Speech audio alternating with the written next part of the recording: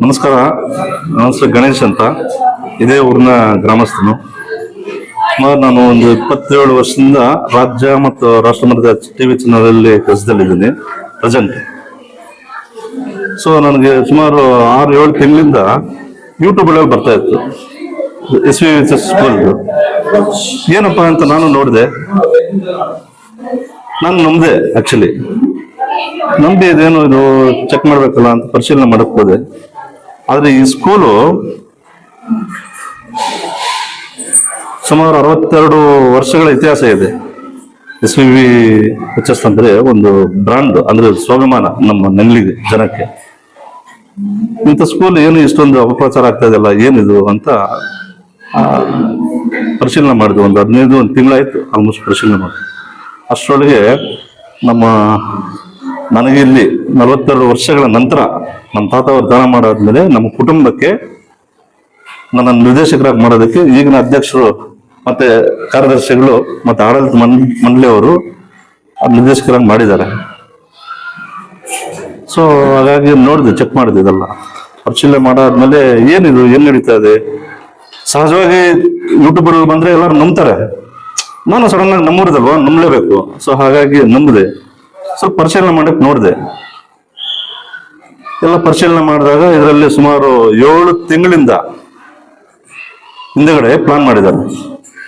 ಒಂದ್ ಹತ್ರ ಬೆಂಗಳೂರಲ್ಲಿ ಪಶ್ಚಿಮದ ಕಡೆ ಪ್ಲಾನ್ ಮಾಡಿ ಒಂದು 3 ಜನ ಈ ಸ್ಕೂಲ್ ಹೆಂಗಾದ್ರೂ ಮಾಡಿ ಸ್ಟಾಪ್ ಮಾಡಿಸ್ಬೇಕಲ್ಲ ಅಂತ ಪ್ಲಾನ್ ಮಾಡಿದ್ದಾರೆ. ಹೆಂಗೆ ಕಾನೂನುವಾಗಿ ಮತ್ತೆ ಕಾನೂನು ರೀತಿಯಲ್ಲಾಗ್ಲಿ ಬೇರೆ ರೀತಿಯಲ್ಲಾಗ್ಲಿ ಇದನ್ನು ಹೆಂಗ್ ಹೊಡಿಬೇಕು ಅಂತ ಹೇಳ್ಬಿಟ್ಟು ಕ್ಲೋಸ್ ಮಾಡಕ್ಕೆ ಸ್ಕೂಲ್ ಶಾಲೆಯನ್ನ ಪ್ಲಾನ್ ಮಾಡ್ತಾರೆ. ಒಂದು 3 ಜನ, ಅವ್ರ ಹೆಸರು ಬೇಡ. ಸೊ ಹಾಗಾಗಿ ಪ್ಲಾನ್ ಮಾಡಾದ್ಮೇಲೆ ಅದನ್ನ ಇನ್ನೊಬ್ಬ ವ್ಯಕ್ತಿ ಅದಕ್ಕೆ ಜೀವ ಕೊಡ್ತಾರೆ. ಒಬ್ಬ ವ್ಯಕ್ತಿ, ಅದು ನಮ್ಮೂರಿನವರು. ಸೊ ಹೀಗೆ ಮಾಡ್ಕೊಂಡು ಈ ಶಾಲೆಯನ್ನ ಎಲ್ಲರೂ ಮಾಡಿ ಕ್ಲೋಸ್ ಮಾಡ್ಬೇಕು ಅಂತ ಹೊಸ ರೀತಿಯಲ್ಲಿ ಕಾನೂನು ಸಂಬಂಧಪಟ್ಟಂತ ವಿಚಾರಗಳನ್ನು ತೆಗೆದು ಶಾಲೆಗೆ ಮಾನಸಿಕವಾಗಿ ಕಿರುಕುಳ, ದ್ವೇಷ, ದಬ್ಬಾಳಿಕೆ, ದೌರ್ಜನ್ಯ ಮಾಡಿ ಒಂದು 6 ತಿಂಗಳಿಂದ ಮಾಡ್ತಾ ಇದ್ದಾರೆ ಇದನ್ನು. ಸೊ ಇದರಲ್ಲಿ ಯಾರು ಪಾಲ್ಗೊಂಡಿದ್ದಾರೆ ಅಂದ್ರೆ, ನಮಗೆ ಗೊತ್ತಿರೋ ಇನ್ಫಾರ್ಮೇಶನ್, ಸರ್ಕಾರಿ ಶಿಕ್ಷಕರಿದ್ದಾರೆ, ಮತ್ತೆ ಖಾಸಗಿ ಶಾಲೆಯವರಿದ್ದಾರೆ, ಮತ್ತೆ ನಿವೃತ್ತರಿದ್ದಾರೆ, ರಿಟೈರ್ಡ್ ಅವರು ಕೆಲವರು ಇದ್ದಾರೆ, ಮತ್ತೆ ಸಾಮಾಜಿಕ ಕಳಕಳಿ ಇರುವಂತ ವ್ಯಕ್ತಿಗಳಿದ್ದಾರೆ. ಸೊ ಅವರು ಅಜೆಂಡಾ ಏನಂತ ಹೇಳಿದ್ರೆ, ಇಂಗ್ಲಿಷ್ ಮೀಡಿಯಂ ಇಲ್ಲಾಗಿದೆ. ಆಕ್ಚುಲಿ 62 ವರ್ಷದಿಂದ ನಡೀತಾ ಇರೋ ಸ್ಕೂಲು ಸಡನ್ ಆಗಿ ಬದಲಾವಣೆ ಬೇಕಲ್ವಾ. ಬದಲಾದ ಕಾಲಘಟ್ಟದಲ್ಲಿ ಕನ್ನಡ ಮೀಡಿಯಂ ಇರುತ್ತೆ, ಆದ್ರೂ ಜೊತೆಗೆ ಇಂಗ್ಲಿಷ್ ಮೀಡಿಯಂ ಸೇರಿಸ್ಬೇಕಾಗುತ್ತೆ. ಎಲ್ಲರ ಮಕ್ಕಳು ಇಂಗ್ಲಿಷ್ ಮೀಡಿಯಂ ಓದ್ಬೇಕಲ್ಲ, ಬೇಕಲ್ಲ ಇಂಗ್ಲಿಷ್ ಮೀಡಿಯಂ ಅನ್ನೋದು ಲೈಫಲ್ಲಿ. ಸೊ ಹಂಗಾಗಿ ಇಂಗ್ಲಿಷ್ ಮೀಡಿಯಂ ಓಪನ್ ಮಾಡಿದೆ ಕಳೆದ 6 ವರ್ಷದಿಂದ ನಡೀತಾ ಇದೆ. ಸೊ ನಡೀತಾ ಇದ್ರೂ ಸಹ ಅವ್ರಿಗೇನಂದ್ರೆ ಇಲ್ಲಿ ಇಂಗ್ಲಿಷ್ ಮೀಡಿಯಂನ ಕ್ಲೋಸ್ ಮಾಡಬೇಕು ಅಂತ ಟಾರ್ಗೆಟ್. ಆ ಇಂಗ್ಲಿಷ್ ಮೀಡಿಯಂನ ಬಿಲ್ಡಿಂಗ್ ಬಂದಿಲ್ಲಿ ಇನ್ಫೋಸಿಸ್ ಸುಧಾಮೂರ್ತಿ ಅವರು ಕಟ್ಸ್ಕೊಟ್ಟಿದ್ದಾರೆ. ಏನು ಬಡವರ ಮಕ್ಕಳಿಗೋಸ್ಕರ ಅಂತ ಹೇಳ್ಬಿಟ್ಟು ಕಟ್ಸ್ಕೊಟ್ಟಿರೋದು. ಓಕೆ, ಬಡವರ ಮಕ್ಕಳಿಗೋಸ್ಕರ ಕನ್ನಡ ಮೀಡಿಯಂ ಓದುವಂತ ಶಾಲಾ ಮಕ್ಕಳಿಗೆ ಈ ಬಿಲ್ಡಿಂಗ್ ಅನ್ನು ಕೊಟ್ಟಿದ್ದಾರೆ. ಅದೇ ಇಂಗ್ಲಿಷ್ ಮೀಡಿಯಂ ನಡೀತಾ ಇದೆ. ಅಂದ್ರೆ ಇಲ್ಲಿ ಬಡ ಮಕ್ಕಳು ಮಾತ್ರ ಓದ್ಬೇಕಾ ಇಂಗ್ಲಿಷ್ ಮೀಡಿಯಮು? ಈ ಸ್ಕೂಲಲ್ಲಿ ಕೂಲಿ ಕಾರ್ಮಿಕರ ಮಕ್ಕಳಿದ್ದಾರೆ, ಬಡವ್ರ ಮಕ್ಕಳಿದ್ದಾರೆ, ರೈತರ ಮಕ್ಕಳಿದ್ದಾರೆ, ಎಷ್ಟೋ ಜನರ ಬಡವರು ಮಕ್ಕಳಿದ್ದಾರೆ ಇಲ್ಲಿ ನಾನಾ ರೀತಿಯಲ್ಲಿ ಅಲ್ವಾ. ಓದ್ಬಾರ್ದು ಇಂಗ್ಲಿಷ್ ಮೀಡಿಯಮು ಕಮ್ಮಿ ಫೀಸಲ್ಲಿ? ನೀವೇ ಹೇಳಿ, ಕಮ್ಮಿ ಫೀಸಲ್ಲಿ ಇಂಗ್ಲಿಷ್ ಮೀಡಿಯಂ ಓದ್ಬಾರ್ದಾ ಅಲ್ವಾ? ಇಲ್ಲಿ ಫೀಸ್ಗಳು ಖಾಸಗಿ ಶಾಲೆಗಳಲ್ಲಿ ಜಾಸ್ತಿ ಇದೆ, ಇಲ್ಲಿ ಕಮ್ಮಿಯಲ್ಲಿ ಉನ್ನತ ಶಿಕ್ಷಣ ಕೊಡ್ತಾ ಇದಾರೆ ಇಂಗ್ಲಿಷ್ ಮೀಡಿಯಂ. ತಪ್ಪೇನಿದೆ ಅದರಲ್ಲಿ? ಅದಕ್ಕೆ ದೂರ ಕೊಡೋದೇನು, ಅದನ್ನ ಕ್ಲೋಸ್ ಮಾಡೋದೇನು ಅಗತ್ಯ ಏನಿದೆ ಅಲ್ವಾ? ತಪ್ಪಲ್ವಾ ಇದು? ಅನ್ಯಾಯ ಅಲ್ವಾ? ಯಾರು ಹೇಳೋರು ಕೇಳೋರು ಇಲ್ವಾ ಯಾರು? ಇದರಿಂದ ಏನ್ ಲಾಭ, ಏನ್ ಸಾಧನೆ ಮಾಡಿದ್ದಾರೆ? ಈಗ 3 ರೂಮ್ ಕ್ಲೋಸ್ ಮಾಡಿದ್ದಾರೆ. ಇಲ್ಲಿ ಏನ್ ಸಾಧನೆ ಮಾಡಿದ್ದಾರೆ ನೀವು? ಶಾಲೆಯ ಪರ್ಪಸ್ ಆಗಲ್ಲ ಕಟ್ಸ್ಕೊಟ್ರು ಸುಧಾಮೂರ್ತಿ ಮೇಡಮ್ ಅವರು. ಅದು ಇಂಗ್ಲಿಷ್ ಮೀಡಿಯಂ ಆಗ್ಲಿ, ತೆಲುಗು ಆಗ್ಲಿ, ಹಿಂದಿ ಆಗ್ಲಿ, ಉರ್ದು ಆಗ್ಲಿ, ಯಾವ್ದನ್ನಾಗ್ಲಿ ಶಾಲೆನೇ ಅಲ್ವಾ. ಅನೈತಿಕ ಚಟುವಟಿಕೆ ನಡೀತಾ ಇದೆ ಇಲ್ಲಿ, ಚೆಕ್ ಮಾಡಿ. ಸಾರ್ ಅವರನ್ನು ಸ್ಟೋರಿ ಮಾಡಿದ್ದಾರೆ. ಆಕ್ಚುಲಿ ಒಳ್ಳೆ ಸ್ಟೋರಿ ಮಾಡಿದ್ರು, ನಾನು ಗಮನಿಸ್ಲಿಲ್ಲ, ರಾತ್ರಿ ನೋಡಿದೆ ನಾನು. ಒಳ್ಳೆ ಸ್ಟೋರಿ ಮಾಡಿದ್ದಾರೆ. ಸೊ ಈ ತರ ಇದ್ದಾಗ ಇದಕ್ಕೆ ಯಾಕೆ ಇಷ್ಟೊಂದು ದ್ವೇಷ ಸಂಸ್ಥೆ ಮೇಲೆ? ಏನ್ ಇದರಿಂದ ನಿಮ್ಗೆ ಏನ್ ಲಾಭ? ಬೇಕಾದಷ್ಟು ಊರಲ್ಲಿ ಸಮಸ್ಯೆಗಳಿದೆ, ಅದ್ರ ಬಗ್ಗೆ ಹೋರಾಟ ಮಾಡಿ, ತಪ್ಪೇನಿಲ್ಲ. ಈ ಶಿಕ್ಷಣ ಸಂಸ್ಥೆಗಳು ಮತ್ತೆ ದೇವಸ್ಥಾನಗಳ ವಿಚಾರದಲ್ಲಿ ಯಾವತ್ತೂ ರಾಜಕೀಯ ಮಾಡಕ್ ಹೋಗ್ಬಾರ್ದು. ಬಹಳ ತಪ್ಪಿದು. ನಿಮ್ಗೆ ಯಾರು ಕರೆಕ್ಟ್ ಆಗಿ ಹೇಳೋರು ಇಲ್ವಾ? ಇಲ್ಲ ಅಂತ ಹೇಳಿ ಮಾಡ್ಸೋಣ, ವ್ಯವಸ್ಥೆ ಮಾಡಿಸ್ತೀನಿ. ಅದನ್ನ ಬಿಟ್ಟು ಬೇಕಾಪಟ್ಟಿಯಾಗಿ ಮಾತಾಡೋದು, ಬೇಕಾಪಟ್ಟಿಯಾಗಿ ಹೇಳೋದು ಏನಿದೆಲ್ಲ ಊರಲ್ಲಿ? ಬೆಳಗ್ಗೆ ಎದ್ರೆ ಮುಖ ನೋಡ್ಕೋಬೇಕಲ್ಲ ಊರಲ್ಲಿ. ಈ ತರ ಸಂಸ್ಥೆಗೆ ಹಾಳು ಮಾಡಿ ಮುಖ ನೋಡಕ್ಕಾಗತ್ತ? ಮಾತಾಡ್ಸಕ್ಕಾಗತ್ತಾ ಯಾರನ್ನಾಗ್ಲಿ? ಇಷ್ಟು ದೊಡ್ಡ ಬ್ರಾಂಡ್ ಇದೆ SVHS. 28,000 ಜನ ಸ್ಟೂಡೆಂಟ್ಸ್ ಹೋದ್ರಂತ ಶಾಲೆಯನ್ನ ಇವತ್ತು ಈ ತರ ಗೋಳೈಕು ಅಂತದ್ರಲ್ಲ, ಇದರಿಂದ ಏನ್ ಲಾಭ ಆಗಿದೆ ನಿಮ್ಗೆ? ಸರಿ, ಕ್ಲೋಸ್ ಮಾಡಿದ್ರೆ ಇಂಗ್ಲಿಷ್ ಮೀಡಿಯಂ, ಖಾಸಗಿ ಶಾಲೆಗೆ ಸ್ಟ್ರೆಂತ್ ಜಾಸ್ತಿ ಆಗುತ್ತೆ, ಫೀಸ್ ಜಾಸ್ತಿ ಆಗುತ್ತೆ. ಓಕೆ, ಈ ಮಕ್ಕಳು ಸ್ಟ್ರೆಂತ್ ಕಮ್ಮಿ ಆಗುತ್ತೆ. ಈ ಮಕ್ಕಳು ಫ್ಯಾಮಿಲಿ, ಆ ಮಕ್ಕಳು ಶಾಪ ಕರ್ಮ ತಟ್ಟೋದಲ್ವಾ ನಿಮ್ಗೆ? ನಾನಲ್ವಾ ನಿಮ್ಗೆ? ಒಂದು ಊರಲ್ಲಿ ಇರೋರು ಇದೆಲ್ಲ ಮಾಡ್ಬೋದಾ? ಅಂದ್ರೆ ಬಡವ್ರ ಮಕ್ಕಳು ಇಂಗ್ಲಿಷ್ ಮೀಡಿಯಂ ಓದ್ಬಾರ್ದಾ? ಕಾರ್ಮಿಕರ ಮಕ್ಕಳು ಓದ್ಬಾರ್ದು ಯಾರು ಕಮ್ಮಿ ಫೀಸಲ್ಲಿ ಇಂಗ್ಲಿಷ್ ಮೀಡಿಯಂ? ಒಳ್ಳೆ ಸ್ಕೂಲ್ ಬೇಡವಾ? ಒಳ್ಳೆ ರೂಮ್ಸ್ ಬೇಡ ಅವ್ರಿಗೆ? ಪಾಪ ತಪ್ಪೇನಿದೆ ಇದರಲ್ಲಿ? ಇನ್ವೆಸ್ಟಿಗೇಷನ್ ಮಾಡಿ. ಅವರು ಹೇಳೋ ಪ್ರಕಾರ ಸರ್ಕಾರಿ ಜಾಗಕ್ಕೆ ಸಂಬಂಧಪಟ್ಟಿದ್ದು ಸರ್ಕಾರಿ ಶಾಲೆಯ ಖಾಸಗಿ ಶಾಲೆಯ ರೀತಿ ಇದನ್ನ ಇದು ಮಾಡಿದ್ದಾರೆ. ಅವರ ವಾದನೆ ನಿಜ. ಅದಕ್ಕೆ ಸರ್ಕಾರಿ ಇನ್ಫೋಸಿಸ್ ಕೂಡ ಕೇವಲ ಸರ್ಕಾರಿ ಶಾಲೆಗೆ ಕಳಿಸಿದ್ದಾರೆ ಅಂತ ಕೆಲವು ಏನೋ ಇದನ್ನ ತೋರಿಸಿದ್ರು. ಅದಕ್ಕೆ ಇದಕ್ಕೆ ಸರ್ ವಿದ್ಯಾಸಂಸ್ಥೆ ನಡೆಸ್ತಾ ಇರೋದು ಕನ್ನಡ ಶಾಲೆ. ಅವರ ವಾದನೆ ಏನು? ನೀವು ಶಾಲೆ ನಡೆಸಬಾರ್ದು, ಇನ್ನೊಂದು ಶಾಲೆ ಇದು ಮಾಡಬಹುದು ಅಂತ ವಾದನೆ ಇಲ್ಲ.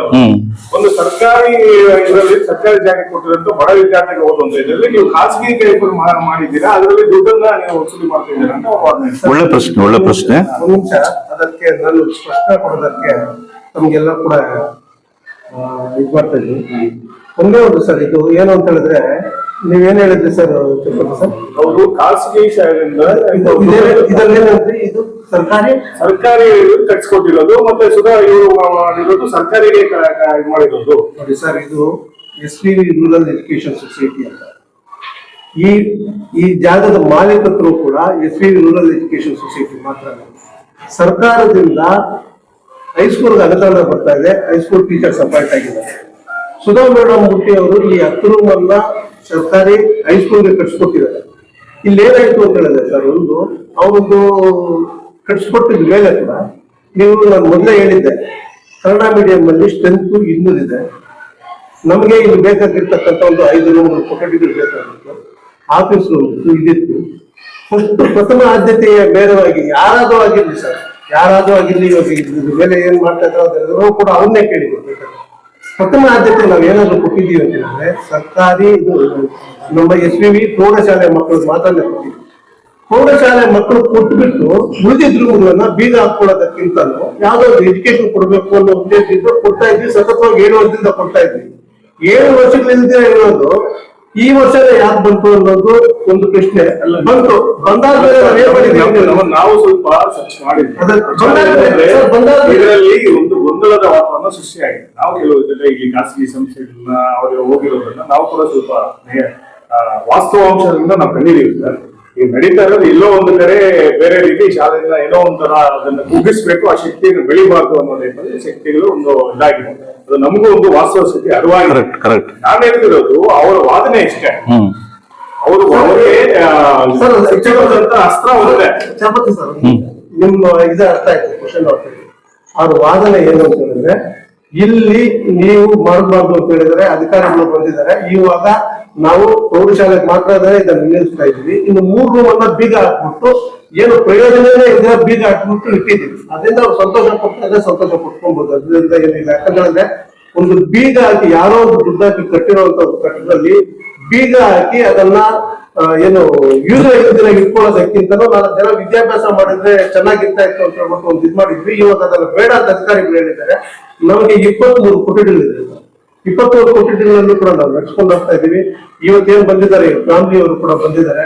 ಇನ್ನ ನಮಗೆ ಇಂಗ್ಲಿಷ್ ಸ್ಕೂಲ್ಗೆ ಏನಾದ್ರು ಬರ್ಬೇಕಾದ್ರೆ ಕಟ್ಟಡಗಳನ್ನು ಕಟ್ಸ್ಕೊಡ್ತೀವಿ ಅಂತ ಹೇಳಿದ್ದಾರೆ.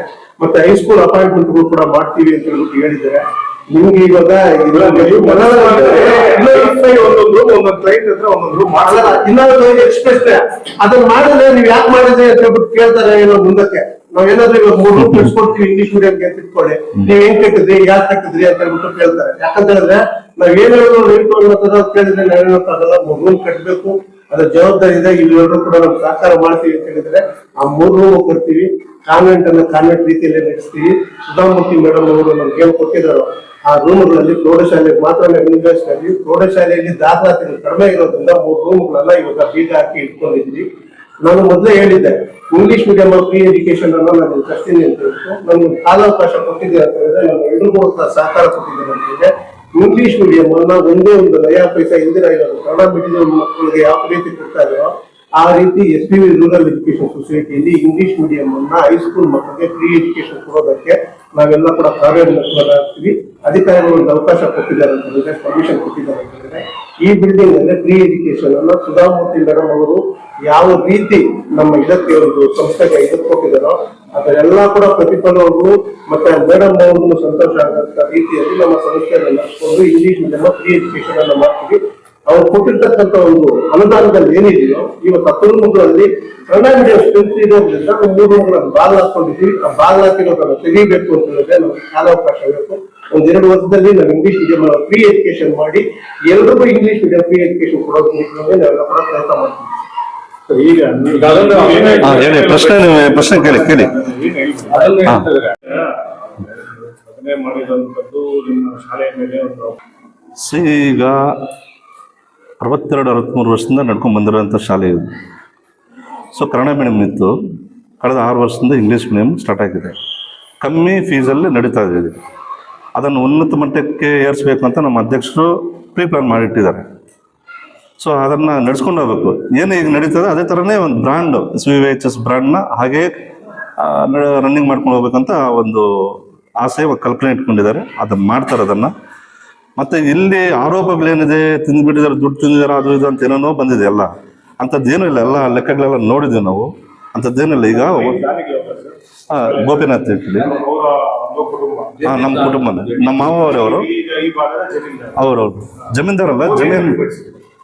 ಅವ್ರು ಏನಕ್ಕೆ ಏನ್ ಹೇಳಕ್ಕೆ ಅಂತ ಹೇಳಿದ್ರೆ ಇದೆ ಶಾಲೆ ಹೀಗೆ ನಡ್ಕೋಬೇಕಾ ಇಲ್ಲ ಇರೋದ್ರಿಂದ ಅವ್ರ ಮರ ಇದು ಏನಿದೆ ಇಲ್ಲ. ಈಗ ಶಾಲೆ ಮಾತಾಡ್ಬೋದು. ಈಗ ಗೊತ್ತಿರ್ಬೋದು ಬೆಳಗ್ಗೆಯಿಂದ ನಾನು ಲೆಕ್ಕ ಎಲ್ಲ ನೋಡಿದ್ದೀನಿ, ಏನು ಪ್ರಾಬ್ಲಮ್ ಇಲ್ಲ. ಸ್ವಲ್ಪ ಅಡಚಣೆಗಳು ಇದೆ, ಅದು ಸರಿಪಡಿಸ್ಕೊಡ್ತೀವಿ ಅಂತ ಅಲ್ಲ. ನೀವು ಅವರಿಗೆ ಸಂಪೂರ್ಣವಾಗಿ ಈ ಶಾಲೆ ಸಪೋರ್ಟ್ ನಿಮ್ಮ ಸಪೋರ್ಟ್ ಯಾರಿಗಿದೆ? ಅಧ್ಯಕ್ಷರು, ಇದರಲ್ಲಿ ಅಧ್ಯಕ್ಷರು ಸಪೋರ್ಟ್ ಹೇಳಿ ಪ್ರಶ್ನೆಗಳಿದೆ. ಕ್ಲಾರಿಟಿ ಕೊಟ್ಟಿದ್ದಾರೆ. ಇದು ಖಾಸಗಿ ಸ್ವತ್ತು ಅಂತ ಸೈನ್ ಮಾಡಿಕೊಟ್ಟಿದ್ದಾರೆ. ಇದನ್ನು ಖಾಸಗಿ ಜಮೀನು ಅಂತ ಹೇಳಿ ಬರ್ಕೊಟ್ಟು ಹೋಗಿದ್ದಾರೆ. ಇದನ್ನು ಸರ್ಕಾರಿ ಜಮೀನಲ್ಲ, ಖಾಸಗಿ ಜಮೀನು ಅಂತ. ಸೊ ಹಾಗಾಗಿ ಇಲ್ಲಿ ಪ್ಯೂರ್ ಸರ್ಕಾರಿ ಶಾಲೆ ಅಲ್ಲ, ಅನುದಾನಿತ ಶಾಲೆ. ಹಾಗಾಗಿ ಬಿಲ್ಡಿಂಗ್ಸ್ ಕಟ್ಬೋದು, ತಪ್ಪೇನಿಲ್ಲ ಇದರಲ್ಲಿ. ವಿದ್ಯಾರ್ಥಿಗಳಿಗೋಸ್ಕರ ಉನ್ನತ ಮಟ್ಟಕ್ಕೆ ಹೋಗ್ಬೇಕು ಅಂತ ಆಸೆಯಿಂದ ಇಂಗ್ಲಿಷ್ ಮೀಡಿಯಂ ಕಡಿಮೆ ವೆಚ್ಚದಲ್ಲಿ ಓದಬೇಕು ಅಂತ ಮಕ್ಕಳು ಬಿಲ್ಡಿಂಗ್ಸ್ ಕಟ್ಟೋ ತಪ್ಪೇನಿಲ್ಲ ಅದರಲ್ಲಿ. ಖಾಸಗಿ ಅನ್ನೋದನ್ನ ಸರ್ಕಾರ ಕೊಟ್ಟಿದೆ? ಇಲ್ಲ, ಕೊಟ್ಟಿಲ್ಲ. ಸರ್ಕಾರ ಕೊಟ್ಟಿರೋರು ಖಾಸಗಿನೇ. SPV ರೂರಲ್ ಎಜುಕೇಶನ್ ಸೊಸೈಟಿ ಹೆಸರಿನ ಮಾಲೀಕತ್ವದಲ್ಲಿದ್ದು ಆಡಳಿತ ಮಂಡಳಿಗೆ ಜಾಗ ಸೇರಿರುತ್ತದೆ. ಇಲ್ಲಿ ಯಾವುದೇ ಸರ್ಕಾರದ ಜಮೀನು ಇರುವುದಿಲ್ಲ. ಈ ಸ್ವತ್ತು ಕೂಡ SPV ರೂರಲ್ ಎಜುಕೇಶನ್ ಸೊಸೈಟಿ ಮಾಲೀಕತ್ವದಲ್ಲೇ ಇದೆ. ಇದಕ್ಕೆ ಸಂಬಂಧಿಸಿದ ಎಲ್ಲಾ ದಾಖಲೆಗಳನ್ನು ಸಲ್ಲಿಸಿರುತ್ತಾರೆ.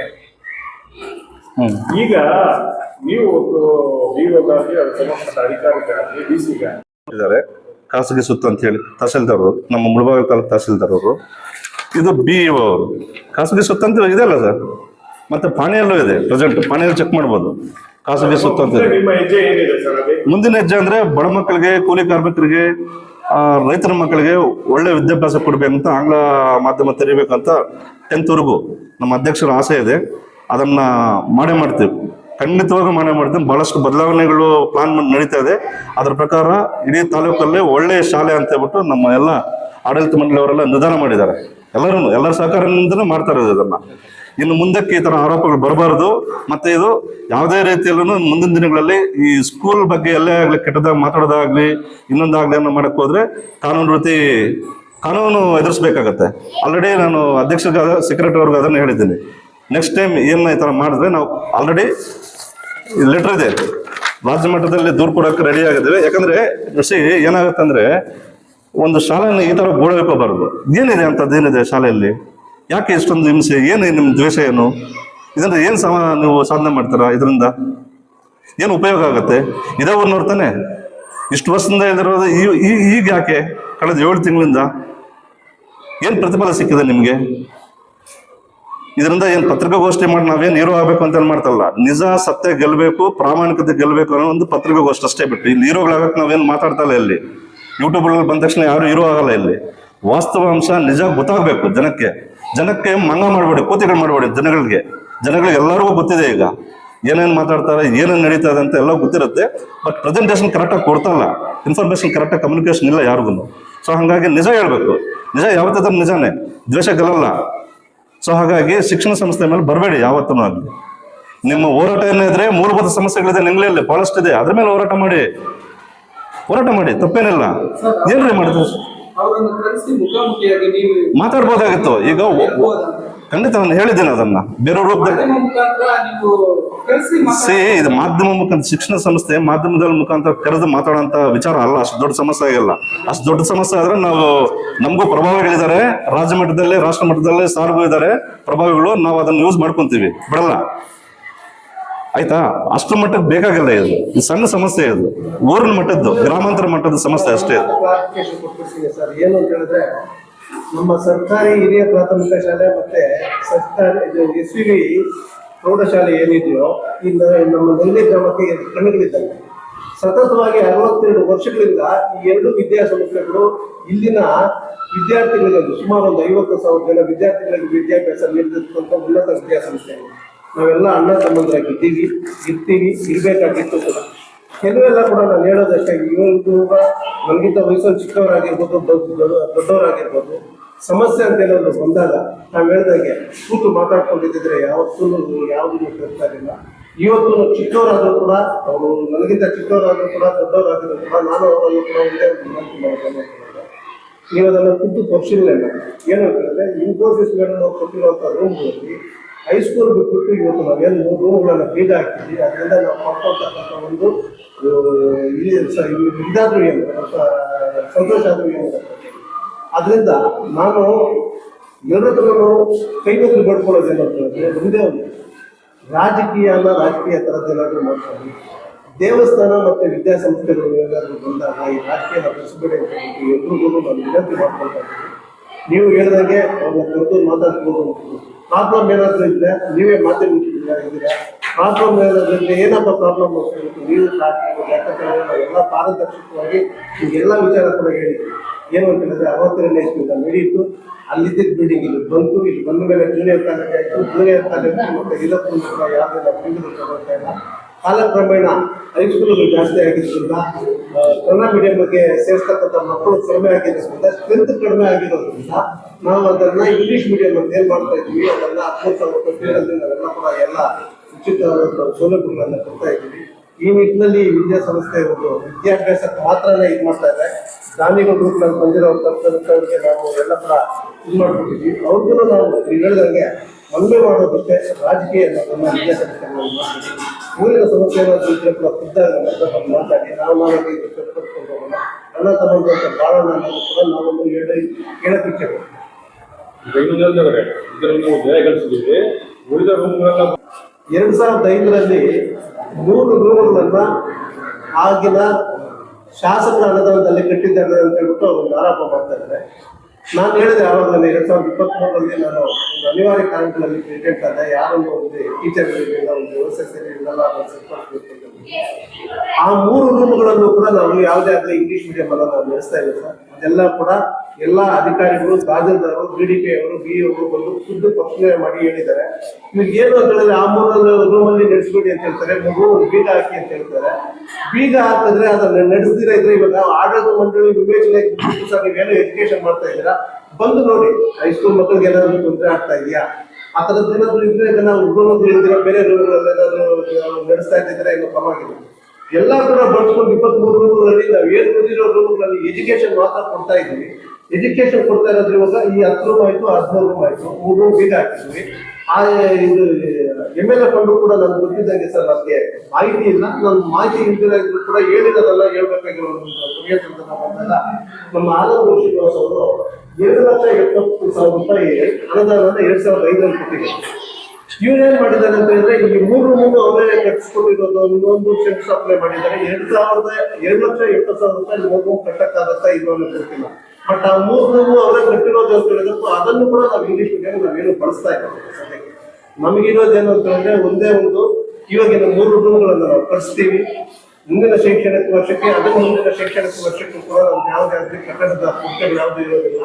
ಈ SVV ರೂರಲ್ ಎಜುಕೇಶನ್ ಸೊಸೈಟಿ ಅಡಿಯಲ್ಲಿ ನಡೀತಕ್ಕಂಥ ಒಂದು ಪ್ರೌಢಶಾಲೆ ಆಗಿರ್ಬೋದು, ಹಿರಿಯ ಕಾಲೇಜ್ ಆಗಿರ್ಬೋದು, ಇಂಗ್ಲಿಷ್ ಮೀಡಿಯಂ ಶಾಲೆ ಆಗಿರ್ಬೋದು, ಸುಸೂತ್ರವಾಗಿ ಕಾನೂನುಬದ್ಧವಾಗಿ ಕಾನೂನುಪೂರ್ವಕವಾಗಿ ಇಲ್ಲಿನ ಪರಿಶಿಷ್ಟ ಜಾತಿಯ ಮತ್ತು ಬಡ ಮಕ್ಕಳ ಮತ್ತು ಬಡವರ ಏಳಿಗೆಗಾಗಿ ಈ ಸಂಸ್ಥೆ ನಿರಂತರವಾಗಿ ದುಡಿಯುತ್ತಾರೆ. ಮತ್ತೆ ಇನ್ನ ಒಂದು ಸತಿ ಹೇಳ್ತಾ ಇದ್ದೀನಿ, ಯಾವುದೇ ಆಗಲಿ ಇದನ್ನ ನೀವು ತಮ್ಮ ವಿವೇಚನಾ ಶಕ್ತಿಯನ್ನು ಬಳಸಿಕೊಂಡು ಅಣ್ಣ ತಮ್ಮಂತೆ ಬಾಳೋಣ. ಎಜುಕೇಶನಲ್ ಇನ್ಸ್ಟಿಟ್ಯೂಷನ್ ಅನ್ನ ಪದೇ ಪದೇ ನಾವು ಮಾತಾಡೋದಾದ್ರೂ ಇನ್ನೊಂದು ಮಾಡೋದಾದ್ರೂ ಕೂಡ ಇಲ್ಲಿಗೆ ನಿಲ್ಲಿಸೋಣ ಅಂತ ಹೇಳ್ಬಿಟ್ಟು ಅವರನ್ನು ಕೂಡ ನಾವು ಮನವಿ ಮಾಡ್ತಾ ಈ ಮಾತನ್ನು. ಸೊ ಖಾಸಗಿ ಶಾಲೆಯವರು ಕಾಂಪಿಟೇಷನ್ ಕೊಡಿ ದಯವಿಟ್ಟು. ದ್ವೇಷ ಅಸೂಯೆಯಿಂದ ಗೆಲ್ಲಕ್ಕಾಗಲ್ಲ ಯಾರೂ ಜಗತ್ತಲ್ಲಿ. ಈಗ ನಮ್ಮ ಮಾಧ್ಯಮ ಅವಾಗ ಒಂದು ಯೂಟ್ಯೂಬ್ ಇತ್ತು ಮುಳ್ಬಾಗಿಲು ನ್ಯೂಸ್ ಅಂತ. ಈಗ ಎಷ್ಟು ಜನ ಇದೆ ಕಾಂಪಿಟೇಷನ್? ಫ್ರೆಂಡ್ಲಿ ಆಗಿದ್ದಾರಲ್ಲ ಎಲ್ಲರೂ ಫ್ರೆಂಡ್ಲಿ ಆಗಿದ್ದಾರೆ ತಾನೆ. ಎಲ್ಲ ನ್ಯೂಸ್ ಚಾನಲ್ಗಳು ಆಗಿದ್ದಾವೆ. ಒಬ್ರಿಗಂತ ಒಬ್ರು ಖುಷಿಯಾಗಿ ಕೆಲಸ ಮಾಡ್ತಾರೆ, ಒಟ್ಟಿಗೆ ನೋಡೋದಕ್ಕೆ ಖುಷಿ ಆಗುತ್ತೆ ಎಲ್ಲ ಚಾನಲ್ನು. ಹಾಗನೇ ಎಲ್ಲ ವ್ಯವಹಾರನೂ ನಮ್ಮ ದೇಶದಲ್ಲಿ ಹಿಂಗೆ ನಡೆಯೋದು. ಒಂದು ಖಾಸಗಿ ಶಾಲೆ ಇಂಗ್ಲೀಷ್ ಮೀಡಿಯಂ ಇದ್ರ ಮೇಲೆ ಬೀಳಕ್ಕೆ ಹೋಗ್ಬೇಡಿ. ನೀವು ಬೆಳೀರಿ, ಕಾಂಪಿಟೇಷನ್ ಕೊಡಿ, ಜಗತ್ತಲ್ಲಿ ಕಾಂಪಿಟೇಷನ್ ಕೊಡಿ. ಅದು ತಾಕತ್ತಂದ್ರೆ ದ್ವೇಷ ಅಸೂಯೆ ಇಟ್ಕೊಂಡು ಶಾಲೆ ಮುಗಿಸಿ ನಾವು ಉದ್ಧಾರ ಆಗ್ತಾ ಅನ್ನೋದು ತಪ್ಪದು. ಸ್ಪೋರ್ಟಿವ್ ತಗೊಳ್ಳಿ, ಸ್ಪೋರ್ಟಿವ್ ಮಾಡಿ, ಒಳ್ಳೇದಾಗ್ಲಿ, ನಾವು ಸಪೋರ್ಟ್ ಮಾಡ್ತೀವಿ. ಒಟ್ಟೆ ಒಂದು ಫ್ಯಾಮಿಲಿ ಥರ ಇರಿ. ಸೊ ಹಾಗಾಗಿ ನಾನು ಅದನ್ನು ಹೇಳಕ್ಕೆ ಇಷ್ಟಪಡ್ತೀನಿ. ಮತ್ತೇನೇನೋ ಪ್ರಶ್ನೆ ಇದೆಯಾ?